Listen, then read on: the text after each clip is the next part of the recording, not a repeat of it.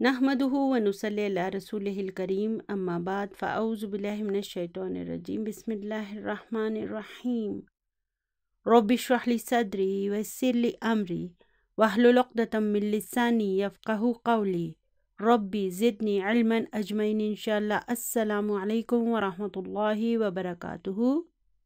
अल्लाहुम्मा यस्सिर व ला तुअस्सिर व तम्मिम बिल खैर। पिछली वीडियो में हम न्यू बुक 5 के सबक नंबर 5 पर थे। अगर आप ओल्ड बुक्स इस्तेमाल कर रहे हैं तो ओल्ड बुक 2 के सबक नंबर 25 पर आ जाएं। हमने पिछली वीडियो में यहाँ तक पढ़ लिया था और अब यहाँ से हम अपनी वीडियो का आगाज़ करेंगे। उस्मानु अल मकतबतु मुग़लक़तुन अल आना या शैख़ु, यानी कि ए जनाब लाइब्रेरी अभी बंद है। मुग़लक़तुन का क्या मतलब है? बंद, क्लोज्ड। यक़ूलूना इन्नहा कानत मफ़तूहतन इला स्साअतिल आशिरती। अब यहाँ यक़ूलूना के बाद इन्ना आ गया है। आपको याद है ना, मैंने आपको क्या कहा था? क़ाला यक़ूलू की कोई भी फॉर्म जब जुमले के शुरू में आती है तो फिर ज़रूरी है कि उसके बाद इन्ना आए, ठीक है ना। तो अब यहाँ पर देखें, यक़ूलूना के बाद इन्ना आ गया। अब यहाँ पर इन्ना क्या है? हर्फ़ो तौकीदिन व नस्बिन है और ये हा, ये इसम इन्ना मंसूबुन है। और फिर ये कानत जो है ना, ये इसकी ख़बर है। और फिर इस कानत को देखें, इसमें काना फ़ेल है और ये ता जो है ये ताउ तानीसी है। तो फिर इसम काना कहाँ है? जी हाँ, इसमें जो हिया की ज़मीर मुस्ततिर होती है ना, वो इसम काना है। और फिर मफ़तूहतन, ये ख़बर काना मंसूबुन है। फिर इला हर्फ़ है, अस्साअती इसम मजरूर है। और फिर अल आशिरती, ये अस्साअती की नात है, यानी कि कहते हैं कि वो 10 बजे तक खुली होती है। अल मुदर्रिसु या अब्बासु कुल लि अखीका अल्लज़ी यदरुसु फ़िस सनतिस सानियती यअतीनी गदन। तो इस जुमले के मानी होंगे कि ए अब्बास, अपने भाई से कहो जो कि सेकंड ईयर में पढ़ता है कि कल मेरे पास आए। अब इस यअतीनी को देखें।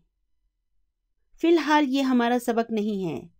मैं आज आपको इसका एक हिंट दूंगी और बाद में इंशाअल्लाह ताला हम इसे तफसील से पढ़ेंगे। तो चलिए अब इसे तोड़कर देखते हैं। ये है यअतीनी। तो क्या इसमें कोई चीज़ गायब है? देखें, फ़ेल है अता यअती।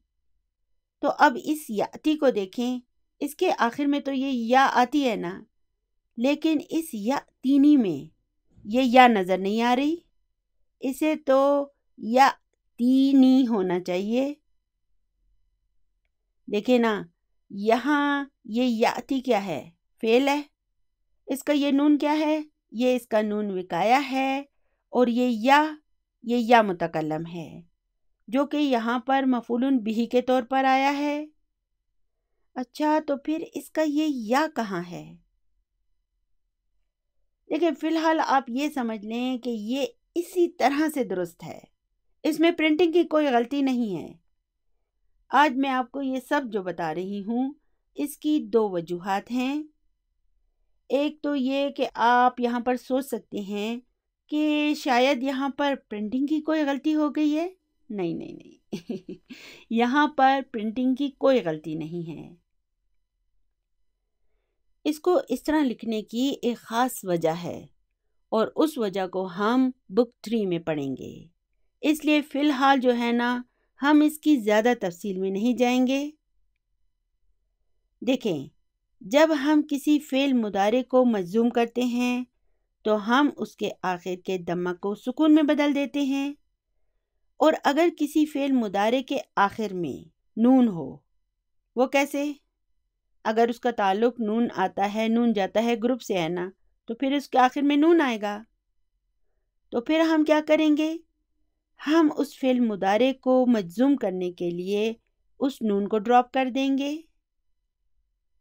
لیکن اگر کسی فعل مضارع کے آخر میں ویک لیٹر ہو تو ہم اسے مجزوم کرنے کی خاطر اس کے آخر کا ویک لیٹر ڈراپ کر دیں گے. تو یہ فعل یأتی حقیقت میں کیا ہے؟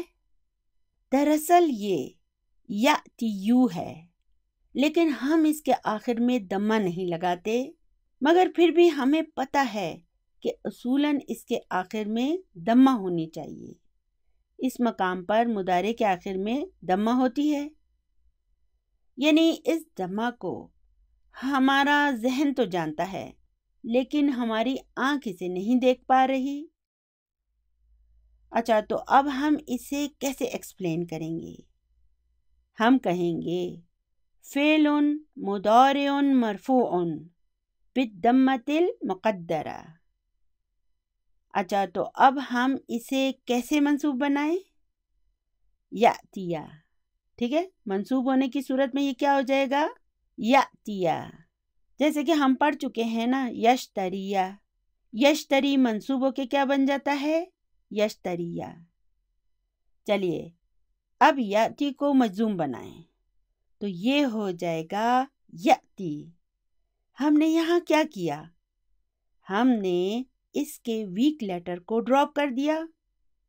تو جب یذہبو کو ہم مجزوم بناتے ہیں تو ہم اسے کیسے ایکسپلین کرتے ہیں؟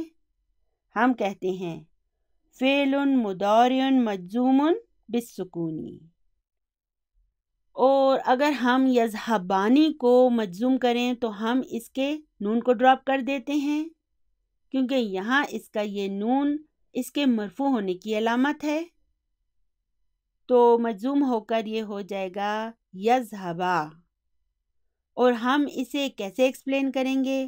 ہم کہیں گے فعل مضارع مجزوم بحذف النون. لیکن اس یأتی کو جب ہم مجزوم کریں گے تو اب ہم اسے کیسے ڈسکرائب کریں گے؟ ہم کہیں گے فعل مضارع مجزوم بحذف حرف علہ. یعنی ہم نے اس کے فعل مضارع کو مجزوم کیسے بنایا؟ اس کے حرف علت یعنی کہ ویک لیٹر کو حذف کر کے. تو اس کی مزید تفصیل ہم بک 3 میں سیکھیں گے. یہاں میرا مقصد آپ کو یہ سمجھانا ہے کہ یہاں پر ٹائپنگ کی کوئی غلطی نہیں ہے، یہ مجزوم ہے. اور یہ مجزوم کیوں ہے یہ ہم بک 3 میں پڑھیں گے. تو چونکہ ہمارے اگلے اسباق میں یہ ناقص افعال آنے والے ہیں، اس لیے یہ علم ہمارے ان اسباق میں بہت کام آنے والا ہے. دیکھیں، مجھے تو یہ سب بہت انٹرسٹنگ لگتا ہے اور آپ بھی اسے انشاءاللہ تعالی جلد انجوائے کرنے لگیں گے. لیکن کب؟ جب آپ اسے سمجھ جائیں گے، کیونکہ یہ سب سمجھتے ہی نا قرآن پاک آپ کے سامنے کھل جائے گا. یہ سب باتیں جن سے آپ ابھی تک ناشنا تھے، یہ سب راز آپ پر آشکارا ہوتے جائیں گے اور آپ کی قرآن پاک کی انڈرسٹینڈنگ دن بدن بڑھتی جائے گی. اور ایک دن آپ حیران رہ جائیں گے کہ یہ سب تو میں سالوں سے پڑھتا آ رہا ہوں، لیکن ان چیزوں کی طرف کبھی میرا دھیان ہی نہیں گیا کہ ان چھوٹی چھوٹی تبدیلیوں میں اتنے اہم پوائنٹس بھی موجود ہو سکتے ہیں. تو اللہ تعالیٰ سے دعا ہے کہ وہ ہمیں قرآن پاک کے علم کو صبر، محنت اور مستقل مزاجی کے ساتھ سیکھنے کی توفیق عطا فرمائے. آمین ثم آمین. تو اب یہ یاتنی آپ پر واضح ہو گیا نا کہ یہاں پر ٹائپنگ کی غلطی نہیں ہے، بلکہ یہ یاتی جو ہے یہ فعل مضارع مجزوم ہے. اور یہ مجزوم کیوں ہے یہ ہم بک 3 میں پڑھیں گے. اب آگے ہے عباسن سأقول لہ انشاءاللہ، یعنی کہ میں انشاءاللہ تعالی اسے کہہ دوں گا. چلیے آگے چلتے ہیں. چلیے اب اس کی تمارین پر آ جائیں۔ سوال نمبر 1 ہے اجب عن الاسئلۃ الآتیۃ، یعنی کہ دیے گئے سوالوں کے جواب دیجئے۔ جز نمبر 1 ہے این کان انور واقفا، یعنی کہ انور کہاں کھڑا تھا؟ تو اس کا جواب کیا ہوگا؟ کان انور واقفا خارج الفصل۔ آپ انورو کو کاٹ بھی سکتے ہیں، آپ یوں بھی کہہ سکتے ہیں کان واقفا خارج الفصل، ٹھیک ہے؟ ضروری نہیں ہے کہ ہم انور کی ریپیٹیشن کریں، یعنی کہ وہ کلاس سے باہر کھڑا تھا۔ دوسرا جز ہے ایرید عمار ان یترک الجامعۃ، یعنی کہ کیا عمار یونیورسٹی کو چھوڑنا چاہتا تھا؟ تو اس کا جواب کیا ہونا چاہیے؟ لا ھذا غیر صحیح، یعنی کہ نہیں، یہ درست نہیں ہے۔ جز نمبر 3 ہے من الذی ابوہ سفیر، یعنی کہ کس کا ابو سفیر تھا؟ تو کون تھا وہ؟ جی ہاں، ابراہیم۔ تو اس کا جواب ہم لکھیں گے ابو ابراہیم سفیر۔ چلیے آگے چلتے ہیں۔ پھر جز نمبر 4 ہے من الذی ابوہ شرطی متقاعد، یعنی کس کا ابو ریٹائرڈ پولیس آفیسر تھا؟ یعقوب تھا نا، تو ہم اس کا جواب لکھیں گے ہوا یعقوب، یعقوبن نہیں لکھیں گے، یعقوبو لکھیں گے، کیونکہ یعقوب ممنوع من الصرف ہے۔ جز نمبر 5 ہے من ذهب الی المکتبۃ، یعنی کہ لائبریری کون گیا تھا؟ تو عثمان گیا تھا، اس لیے ہم اس کا جواب لکھیں گے عثمان ذهب الی المکتبۃ، یعنی کہ عثمان لائبریری گیا تھا۔ جز نمبر 6 ہے من الف لسان العربی، یعنی کہ لسان العرب کا مصنف کون تھا؟ الفا کے کیا معنی ہیں؟ مصنف، آتھر۔ یہ فعل ہے الفا یؤلف، تو ڈکشنری جو تھی لسان العرب، اس کا مصنف کون تھا؟ ابن منظور، اس لیے ہم اس کا جواب لکھیں گے الفہ ابن منظور۔ پھر جز نمبر 7 ہے فی کم جزءا ہوا، یعنی کہ اس کے کتنے حصے ہیں، کتنے جز ہیں؟ تو اس کے 20 حصے تھے، اس لیے ہم یہاں پر لکھیں گے ہوا فی 20 جزءا، یعنی کہ اس کے 20 حصے ہیں۔ پھر جز نمبر 8 ہے اکانت المکتبۃ مفتوحۃ، دیکھیں اب یہ کانت ہے نا، یہاں پر اس کے اوپر سکون ہے اور اس کے لام پر بھی سکون ہے، اور بیچ میں یہ حمزہ وصل ہے۔ حمزہ وصل جب درمیان میں آتا ہے تو اسے تو پڑھتے ہی نہیں ہیں، تو اب التقاء ساکنین سے بچنے کی خاطر ہم پہلے والے سکون کے نیچے کسرہ لگا دیتے ہیں، اس لیے یہ ہو جائے گا اکانت المکتبۃ مفتوحۃ، یعنی کہ کیا لائبریری کھلی تھی؟ تو اس کا جواب کیا تھا؟ لا کانت مغلقۃ، یعنی کہ نہیں، وہ بند تھی۔ چلیے اب آگے چلتے ہیں۔ سوال نمبر 2 ہے اقرأ المثالین ثم ادخل کان علی الجمل الآتیۃ، یعنی کہ دونوں مثالوں کو پڑھیں اور پھر جملوں میں کانا شامل کریں۔ تو اب پہلا جملہ ہے حامد مریض الآن، یعنی کہ حامد ابھی بیمار ہے۔ اب یہاں پہ دیکھیں حامدن کیا ہے؟ مبتدا ہے، اور مریدن اس کی خبر ہے، اور الآن ظرف ہے۔ چلیے اب اس میں کانا کو شامل کرتے ہیں، تو یہ ہو جائے گا کانا حامدن مریدن، اور پھر الآن کی جگہ ہمیں امسی لگانا پڑے گا، کیونکہ یہ آج کی بات نہیں ہے، اب یہ پرانی بات ہو گئی ہے۔ کانا کا مطلب ہے تھا، اس لیے اب ہم اسے امسی میں تبدیل کر دیں گے۔ تو اس جملے کو ہم اب کیسے انالائز کریں گے؟ اب ہم کہیں گے کانا کیا ہے؟ فعل ماض ناقص، اور اسم کانا کہاں ہے؟ یہ حامدن، حامدن اسم کانا ہے اور مریدن خبر کانا ہے، اور پھر امسی ظرف ہے، یعنی کہ حامد کل بیمار تھا۔ پھر ہے زینب طالبتن، یعنی کہ زینب ایک طالبہ ہے۔ اب یہ دونوں کیا ہیں؟ مبتدا اور خبر۔ چلیے اب ہم نے اس میں کانا کو شامل کرنا ہے، تو زینب چونکہ مؤنث ہے اس لیے ہم لکھیں گے کانت زینب طالبتن۔ تو اب یہاں پر کانا جو ہوگا وہ ہوگا فعل ماض ناقص، اور تا جو ہے تا تانیثی ہے، اور پھر یہ زینب جو ہے نا یہ اسم کانا ہے، کیونکہ اسم کانا مرفوع ہوتا ہے، اور طالبتن یہ خبر کانا ہے، اور خبر کانا کیا ہوتی ہے؟ خبر کانا جو ہے وہ منصوب ہوتی ہے۔ چلیے اب اس کا پہلا جز ہے الماء باردن، یعنی کہ پانی ٹھنڈا ہے۔ تو چلیے اب اس میں کانا کو شامل کریں تو یہ ہو جائے گا کان الماء باردن، ٹھیک ہے، الماء الماء ہی رہے گا، اور باردن باردن بن جائے گا، کیونکہ خبر کانا منصوب ہوتی ہے۔ الماء اسم کانا ہوگا اور باردن خبر کانا، تو یہ ہو جائے گا کان الماء باردن، یعنی کہ پانی ٹھنڈا تھا۔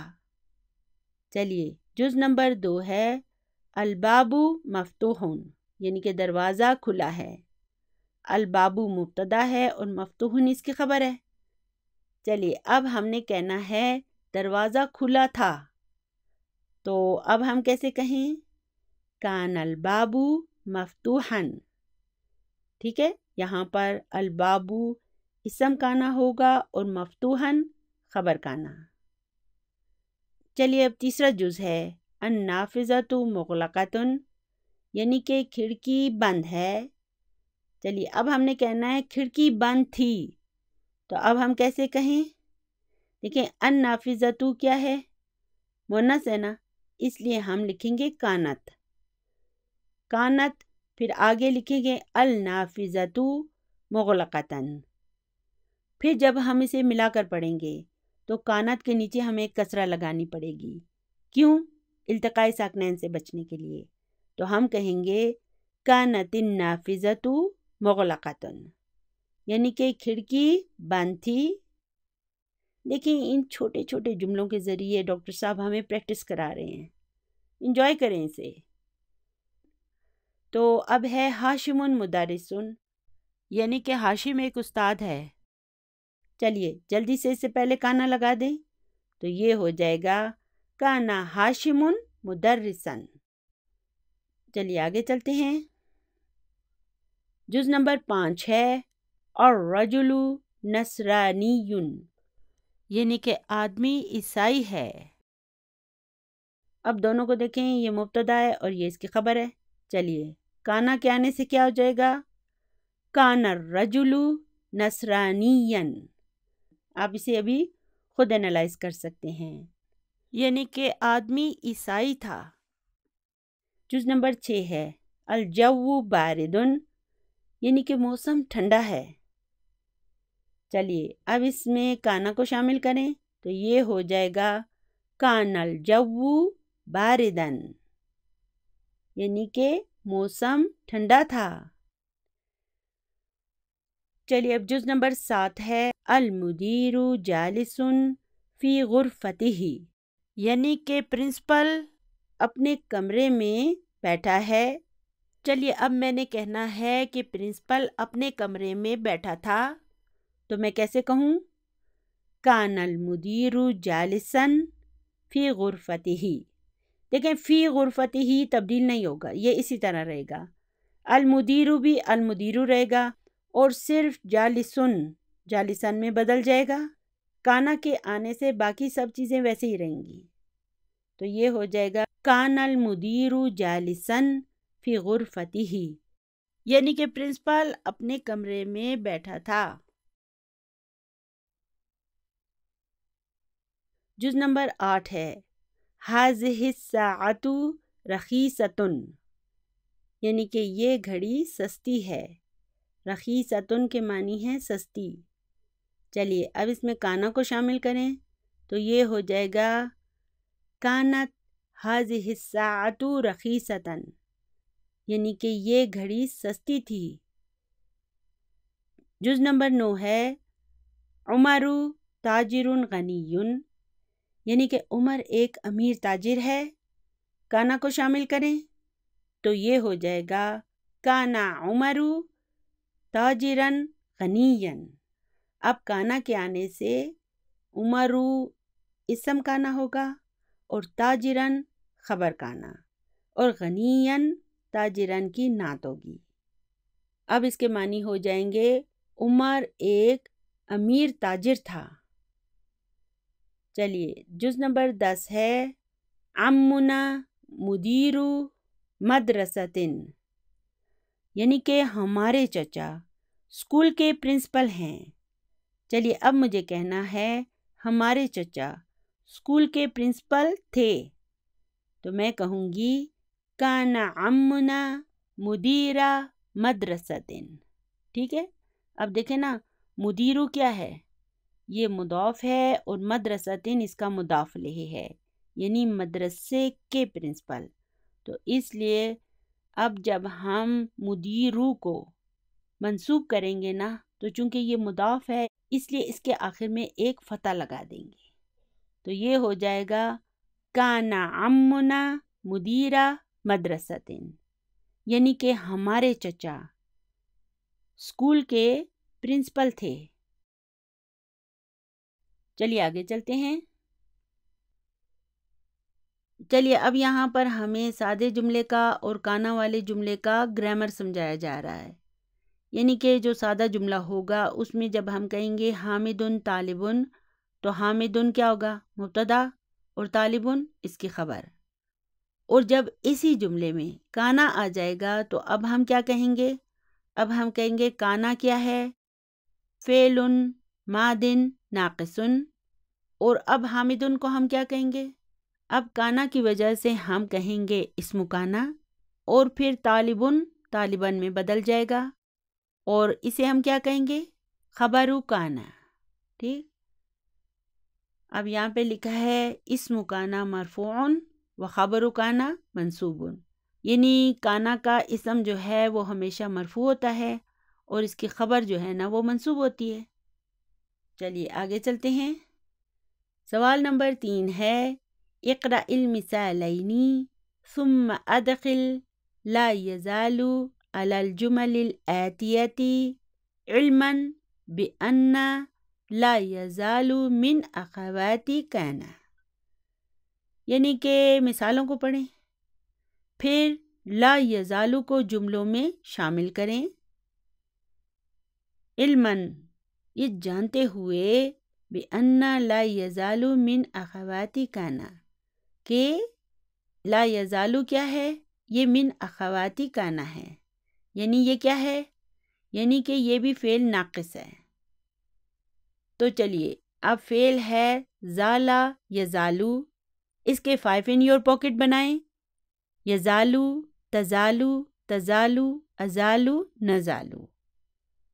اور یزالو کو ہم کیسے ایکسپلین کریں گے، ہم کہیں گے فعل مضارع ناقص مرفوع بالضمہ۔ ٹھیک ہے، اگر ہمیں اس یزالو کو صرف یزالو کو ایکسپلین کرنا پڑے تو ہم کہیں گے فعل مضارع ناقص مرفوع بالضمہ۔ ٹھیک ہے، اس کے آخر میں ایک دمہ آئی ہے نا، یہ دمہ کی وجہ سے مرفوع ہے نا، اس لیے اسے ہم اس طرح ڈسکرائب کریں گے۔ تو چلیے ابھی مثالوں کو پڑھتے ہیں۔ ابراہیم نائم، یعنی کہ ابراہیم سویا ہے، تو چلیے اب اس میں لا یزالو شامل کریں تو یہ کیا ہو جائے گا، لا یزالو ابراہیم نائما۔ ٹھیک ہے، کانا کی طرح اس کا اسم مرفوع ہوگا اور اس کی خبر منصوب، اور اس کے معنی ہوں گے ابراہیم ابھی تک سویا ہوا ہے، ٹھیک ہے، یعنی اس کا سونا جاری ہے، ختم نہیں ہوا، ابھی تک سو ہی رہا ہے۔ چلیے اب آگے ہے آمنتو نائمتن، یعنی کہ آمنہ سوئی ہے۔ چلیے اب آمنہ کے لیے کیا آئے گا؟ لا تزالو، لا تزالو آمنتو نائمن، یعنی کہ آمنہ کا سونا بھی جاری ہے، وہ ابھی تک سوئی ہوئی ہے، اٹھی نہیں ہے۔ تو چلیے اب ان مثالوں کو اپنے ذہن میں رکھتے ہوئے ان جملوں میں بھی لا یزالو کو شامل کرتے ہیں، ٹھیک ہے؟ جو مونث ہوگا اس کے لیے پھر کیا آئے گا؟ لا تزالو۔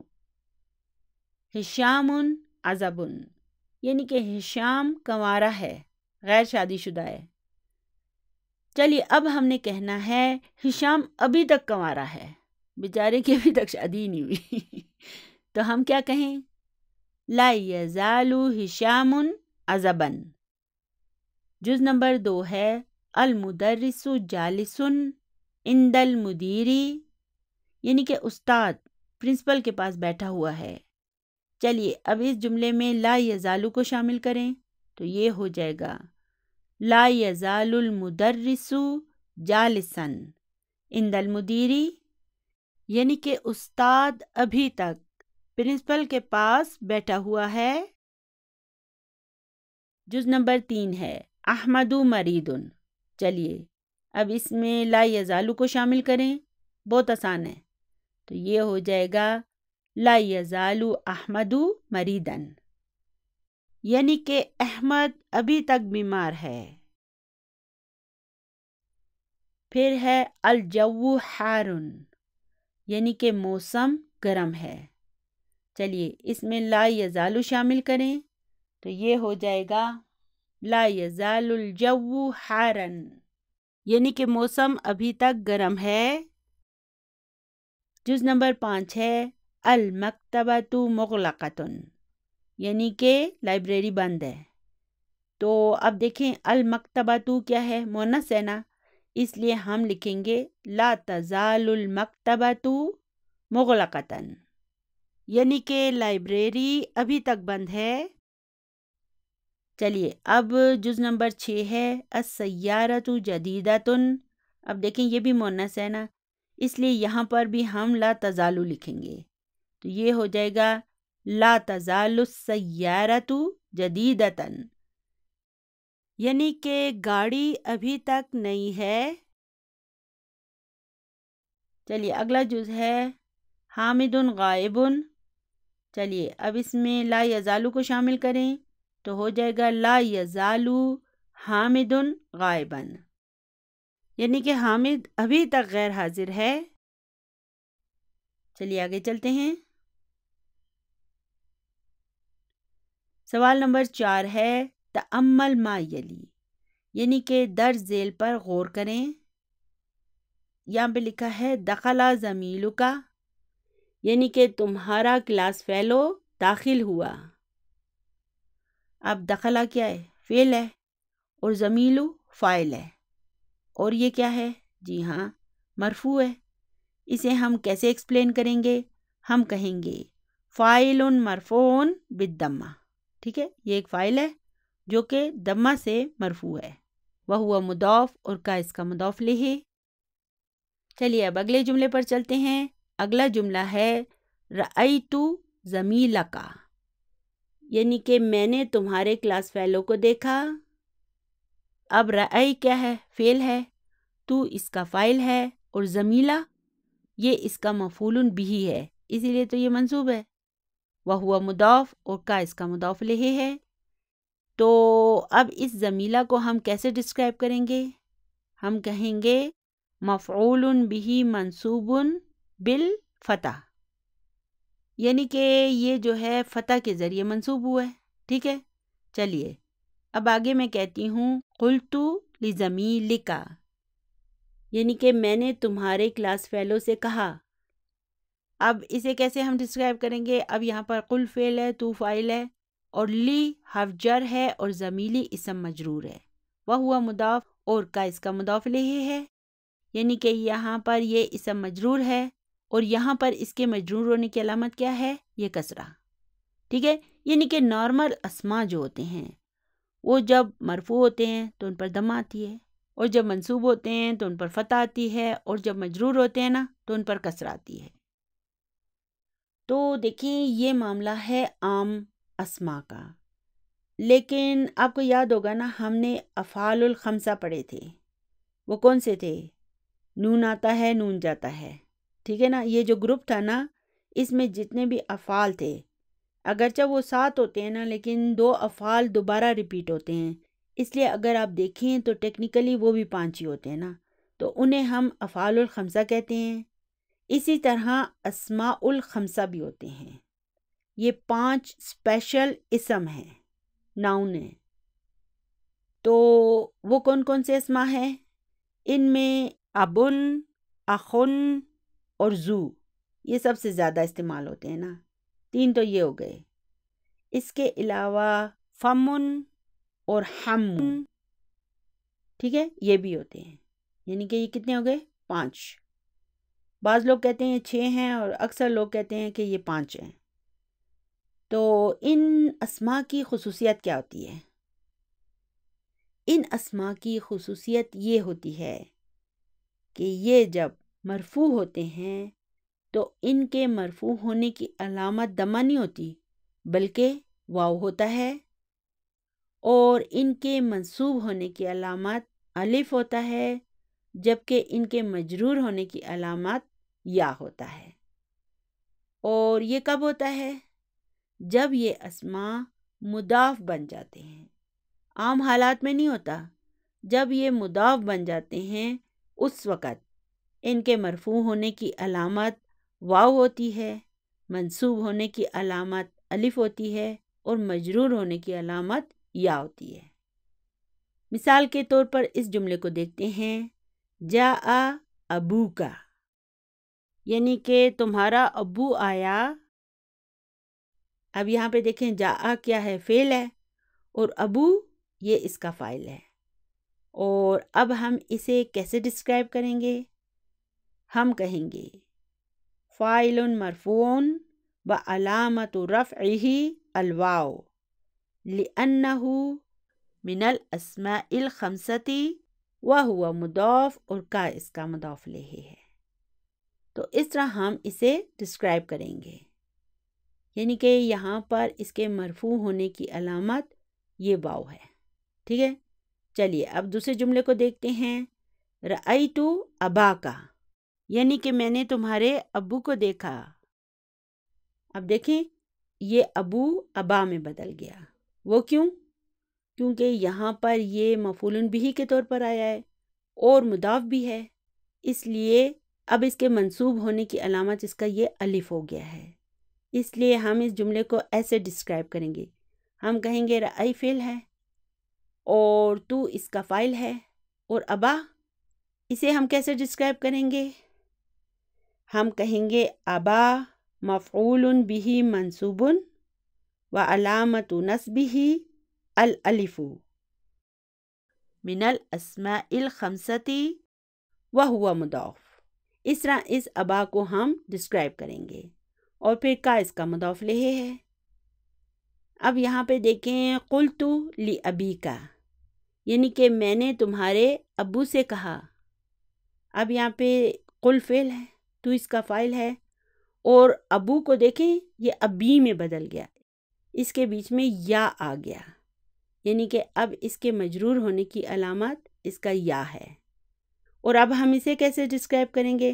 ہم کہیں گے اسم مجرور وعلامت جرہ الیاء لأنہ من الاسماء الخمسۃ وہو مضاف، اور کا کیا ہے؟ یہ اس کا مضاف الیہ ہے، یعنی کہ یہاں پر اس کے مجرور ہونے کی علامت اس کا یہ یا ہے۔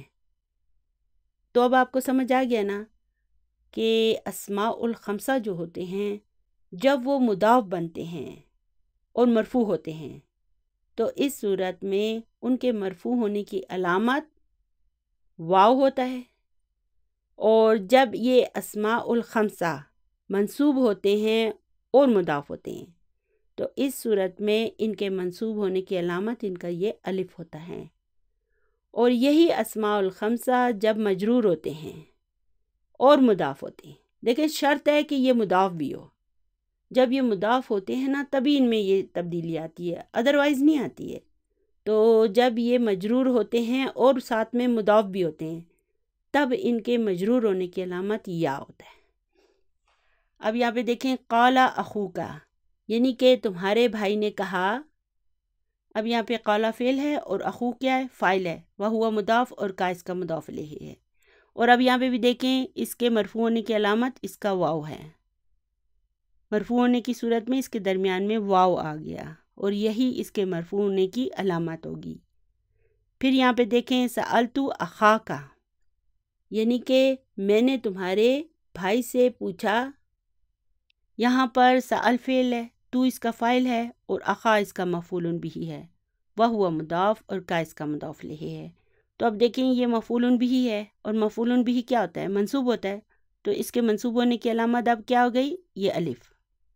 اسی طرح ھذا لاخیکا، اب یہاں پہ دیکھیں ھذا مبتدا ہے، لی حرف جر ہے اور اخی اسم مجرور ہے، وہو مضاف اور کا اس کا مضاف الیہ ہے، اور لی اخی جار و مجرور شبہ جملہ خبر ہے، یعنی کہ اب اس کے مجرور ہونے کی علامت اس کا یا ہے۔ تو اس کے معنی ہوں گے یہ تمہارے بھائی کا ہے۔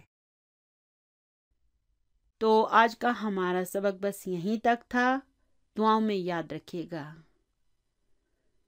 ربنا لا تزغ قلوبنا بعد إذ هديتنا وهب لنا من لدنك رحمة إنك أنت الوهاب سبحان ربك رب العزة عما يصفون وسلام على المرسلين والحمد لله رب العالمين جزاكم الله خيرا كثيرا۔ السلام علیکم ورحمۃ اللہ وبرکاتہ۔